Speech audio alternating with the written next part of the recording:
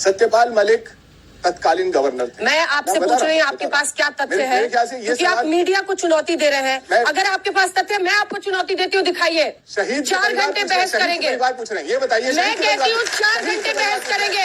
शहीद की परिवार पूछ, और अगर मैं कहती हूँ 4 घंटे बहस करेंगे। आप सबूत दिखाइए। मीडिया में अरे आप अपनी हिम्मत की बात कीजिए ना, मैं आपसे पूछ रही हूँ। चीखना बंद कीजिए। आपको मैंने पूरा बोलने दीजिए। इधर उधर घुमाए नहीं, अगर इधर उधर मत देखिए, मुझसे नजर मिलाइए। मिस्टर घनश्याम तिवारी, अब ध्यान से सुनिएगा मेरी बात।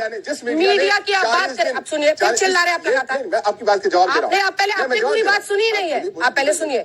सत्यपाल मलिक ने अगर आरोप लगाए हैं, वो इंटरव्यू आप सुनिए पूरी बात। अगर नहीं आरोप लगाए हैं, प्रॉब्लम क्या है? अगर मगर नहीं सुनने की ताकत रखेंगे। हाँ तो सुनिए, किसी को उन्होंने इंटरव्यू दिया, उन्होंने इंटरव्यू चलाया। आप चाहते हैं कि हम लोग उनके पीछे भाग भाग के और वही हिस्सा दिखाएं जो आपको जरूरी लगता है। हमें लगता है कि यूपी में कानून व्यवस्था बड़ा विषय है। अगर आपके पास एक भी तथ्य है मिस्टर घनश्याम तिवारी, अभी मैं आपके आइए तो 5 मिनट में आपको देती हूँ, आप वो तथ्य दिखाइए कि कोई लेटर था सीआरपीएफ की तरफ से जिसकी वजह से एयरक्राफ्ट नहीं मिला। उसके बाद हम उस पर बहस करेंगे। वरना वही सत्यपाल मलिक आज अमेरिकी पाकिस्तान के विदेश मंत्रालय के लिए लकी मास्कट बन गए हैं। वो चिट्ठी जारी करके सत्यपाल मलिक की प्रशंसा कर रहे हैं। आप ये चाहते हैं कि पाकिस्तान के हाथ में खिलौना बने देश? प्लीज इंटरव्यू करेंगे। आज तक की वेबसाइट पे ये खबर है, आप सब लोग देख सकते हैं। पुलवामा अटैक, सत्यपाल मलिक के दावों पर घमासान। सत्यपाल मलिक जम्मू कश्मीर के केंद्र शासित मुझे पता था पहले यहाँ के आखिरी आपको जवाब नहीं देना है अतीक अहमद पर। आखिर आपको अतीक अहमद पर जवाब नहीं देना। जिस वक्त पुलवामा हमला हुआ उस वक्त भी वो राज्यपाल के पद पर आसीन थे।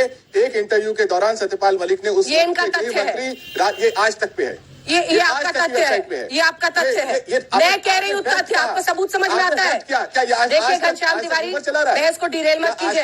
मैं आपको, उन्होंने इंटरव्यू का हिस्सा चलाया, सत्यपाल मलिक ने जो बोला वो तो आप डिसाइड करेंगे कि हम क्या बहस करें नहीं करें। अब चुप हो जाइए। मिस्टर आजाद, अगला सवाल आपसे, जितने आरोप वो लगा रहे हैं, क्या आपको लगता है उसमें दम है? देखिए, मैं बड़ी खुशी है कि आप विषय पे वापस आ रहे हैं।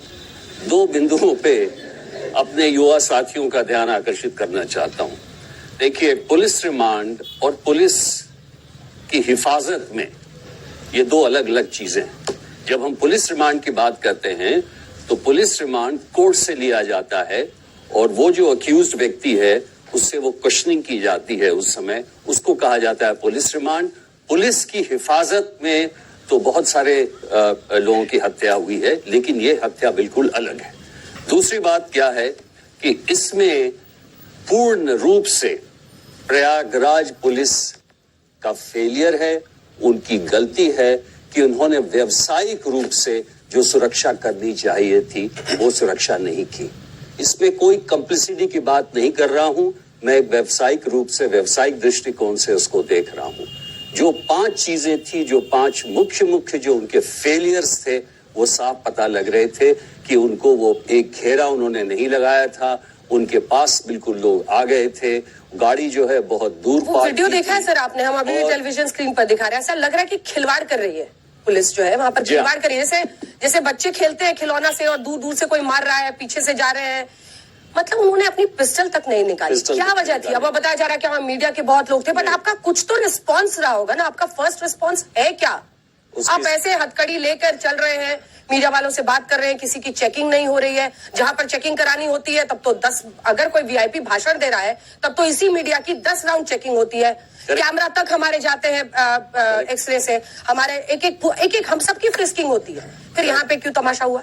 और सबसे दुख की बात यह है कि जब उसी अतीक ने कोर्ट को कहा कि मुझे मारने की धमकी मिली है और वही पुलिस कह रही थी कि इनके कॉन्वॉय पे अटैक होने वाला है, तो ये ऐसी बात बिल्कुल घर नहीं करती कि एक प्रोफेशनल टीम को क्यों नहीं बुलाया गया।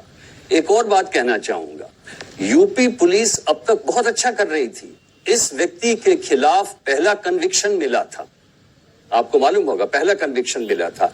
इसके पहले इसके खिलाफ जो केस हैं, 89 के केस अभी तक चल रहे हैं, 1979।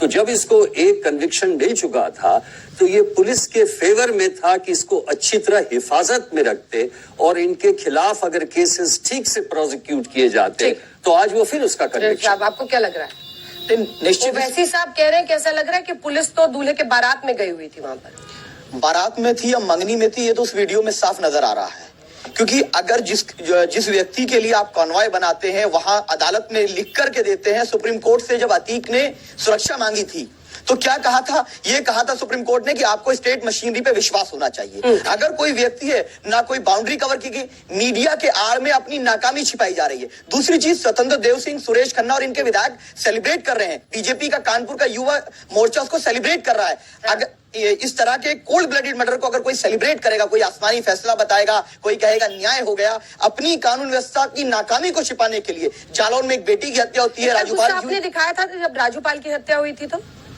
निश्चित अगर राजूपाल की हत्या हुई वो भी गलत था। वो कानूनी व्यवस्था की धज्जियां उस दिन भी उड़ी थी और आज भी उड़ी है। लेकिन बार बार ये घटना घटने के बावजूद भी इस तरह के लोग कैसे आ रहे हैं? लोगों को कानून का डर नहीं है। डेमोक्रेसी मोबोक्रेसी में कन्वर्ट होती जा रही है। और उन्होंने नारा लगाया जय श्री राम का। क्या मतलब था इस नारे का? जो मिट्टी में मिला दूंगा शब्द, और जो पॉलिटिकली लगातार बीजेपी के लोग बोलते हैं, उस रेडिकलाइजेशन का नतीजा है कि उन्होंने जय श्री राम का नारा लगाया। एक का ताल्लुक बजरंग दल से बताया गया, दूसरे की डीपी पे आरएसएस लगा है। तो दोनों ने कंडम नहीं किया, ना बजरंग दल ने कंडम किया, ना आरएसएस ने कंडम दिया, ना मुख्यमंत्री जी ने कहा कि इन लोगों ने जय श्री राम का नारा लगाकर पवित्र नारे का दुरुपयोग किया है, ना भाजपा के लोगों ने कहा। और इतने लोग इनके विधायक इस तरह के अपराधी हैं, उन पर बुलडोजर कब चलेगा? टेनी के बेटे पर एनकाउंटर या बुलडोजर कब चलेगा? इन तीनों के घर पे ही चलवा दे बुलडोजर। इन तीनों के घर पे ही बुलडोजर चलवा दे। नहीं त्रिपाठी जी, वहां कहाँ चलेगा? नहीं, बिल्कुल चलेगा। नहीं, बिल्कुल चलेगा। मैं बता अरे फिर लोग नाराज चांद बाबा की हत्या जब नाराज हो जाएंगे, फिर तो वोट करते हैं आपके लिए। देखिए, चांद बाबा की जब हत्या की, तिवारी जी है, एक सिंह है और एक मौर्य जी है। वहाँ हम देखा नहीं करते। हम देखा नहीं करते ये कि कौन तिवारी है, कौन सिंह है, कौन मौर्य है, कौन मुस्लिम है, कौन खान साहब है। चलेगा बुलडोजर। ये देखने का काम ये किया करते थे। यूपी बीजेपी के प्रवक्ता कह रहे हैं कि इनके घर भी बुलडोजर चलेगा। अगर भागेंगे, अवैध संपत्ति होगी, अतिक्रमण से बनाई गई होगी, गैंग के द्वारा इकट्ठी की गई होगी, तो निश्चित तौर पर चलेगा। हम बुलडोजर चलाते समय किसी प्रकार से उसमें जाति, मत, मजहब, विचार, पंथ, उनकी भाषा, उसके आधार, परिवेश के आधार पर नहीं चलाते हैं, उसके किए गए क्राइम के आधार पर चलाते हैं। मैं सवाल पूछ रहा हूं, अगर चांद बाबा एक हिस्ट्री सीटर, एक अपराधी, एक माफिया, जिसकी हत्या करके Atiq Ahmed mafia don gangster बना, अगर चांद बाबा की हत्या में उसको कन्विक्ट कर दिया गया होता, अगर उसको सजा मिल गई होती, तो क्या ये माफिया डॉन बना होता? और ये जो जिन्होंने हत्या करने का ये दुस्साहसिक प्रयास किया है, ये भी इसी प्रेरणा से आए हैं कि चांद बाबा की हत्या करके अतीक डॉन बना, सांसद बना, विधायक बना, तो हम भी इसकी हत्या करके विधायक, सांसद और डॉन बन जाएंगे। लेकिन मैं आप सबको विश्वास दिला रहा हूं, मुकम्मल अंजाम तक पहुंचेंगे। ये हत्यारे खुलेआम सांसद, विधायक और मंत्री महिमा मंडित नहीं होंगे, गैंगस्टर डॉन नहीं बनेंगे, जैसा सपा, बसपा, कांग्रेस मिलकर के बनाया कर।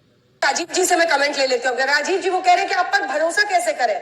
आप कभी इनको गले लगा लेते हैं, कभी आपको ये एकदम धुर विरोधी और लोकतंत्र के खिलाफ और भगवा करने वाले दिखाई देते हैं। तो मोदी जी भी वही है, पार्टी भी वही है, क्या?